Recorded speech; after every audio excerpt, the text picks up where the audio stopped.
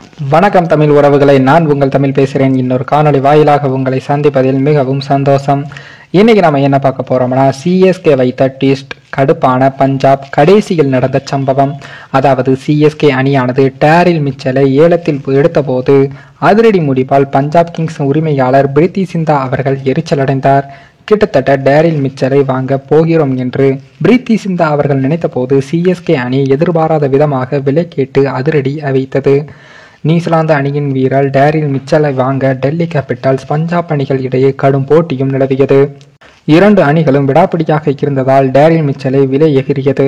ஒரு கட்டத்தில் 11.75 கோடிக்கு விலை கேட்ட பஞ்சாப் அணி அப்போது டெல்லி அணி பின்வாங்கியது.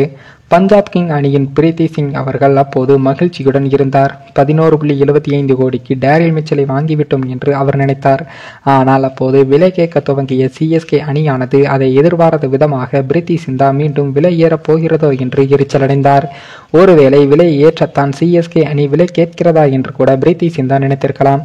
ஆனால் சிஎஸ்கே அணி விடாப்பிடியாக நின்று 14 கோடிக்கு டேரில் மிச்சலை வாங்கியது.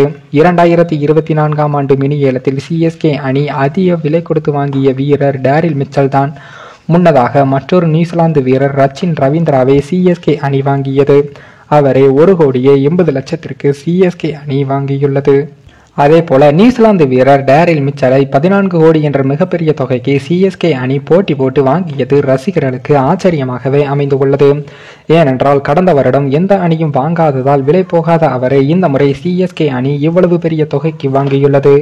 இருப்பினும் இதன் பின்னணியில் தல தோனி இருப்பார் என்றும் ரசிகர்கள் நம்புகிறார்கள்.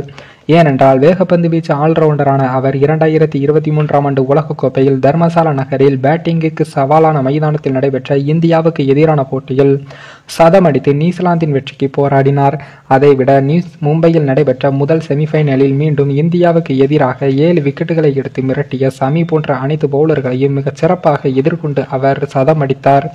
அந்த வகையில் 2023ஆம் ஆண்டு உலகக்கோப்பையில் சிறந்த பவுலிங் கொண்ட இந்திய அணிக்கு எதிரான 2 போட்டிகளும் மிச்சல் 2 சதங்கள் அடித்து இந்தியா சூழ்நிலைகளை தம்மால் அசத்த முடியும் என்பதை காண்பித்து உள்ளார். இது மட்டுமில்லாமல் கடந்த வருடத்துடன் அம்பத்தி ராயுடு ஓய்வு பெற்ற நிலையில் பென் ஸ்டோக்கையும் சிஎஸ்கே விடுவித்தது.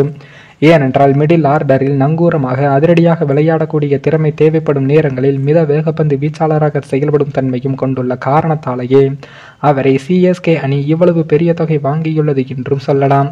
மொத்தத்தில் ராயுடு, பென் ஸ்டோக் ஆகியோரது இடத்தை நிரப்புவதற்காக 2023ஆம் ஆண்டு உலகக்கோப்பையில் இந்தியாவுக்கு எதிராக அசத்திய மிச்சலை கேப்டன் தோனியுடன் விருப்பத்துடன் சிஎஸ்கே அணி வாங்கியிருக்கிறது என்று எதிர்பார்க்கப்படுவதும் குறிப்பிடத்தக்கது. மேலும் இந்த வீடியோ ஏதோ ஒரு விதத்தில் உங்களுக்கு பிடித்திருக்கும் என்று நினைக்கிறேன். நம்ம சேனலுக்கு புதிதாக வீடியோ பார்க்கிறீர்கள் என்றால் மறக்காமல் சப்ஸ்கிரைபர் பண்ணிவிட்டு பாருங்கள். இன்னொரு வீடியோவில் சந்திக்கும் வரை நான் உங்கள் தமிழ்.